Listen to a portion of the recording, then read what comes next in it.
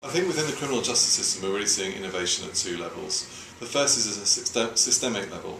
There's lots of new things going on nationally in terms of we're trialling pre-sentence restorative justice. There's a new system for out-of-court disposals coming in which will heavily involve restorative justice.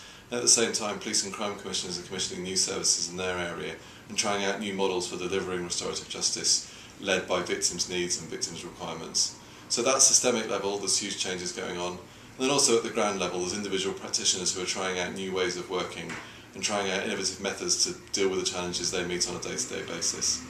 Meanwhile, outside the criminal justice system, in the broader restorative practice world, there's a huge amount of new practice going on in schools, in communities and in workplaces. And we're really seeing new ways of working emerge which will improve the outcomes for the people involved in those organisations. I think that right now is a really exciting and important time for the development of restorative practice, and I think that innovation should be at the heart of that. Whether we're talking about the use of restorative practice within schools, where there's whole new models emerging, whether we're talking about in communities, or we're dealing with things like environmental disputes where restorative practice hasn't been used much up until now.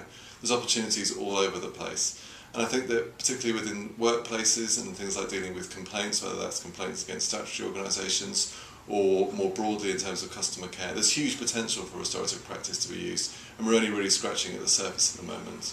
And I think that crucially, alongside that, the Restorative Justice Council has a role to play in terms of the standards that we set and provide to make sure that they maintain the integrity of restorative practice but allow innovation to flourish.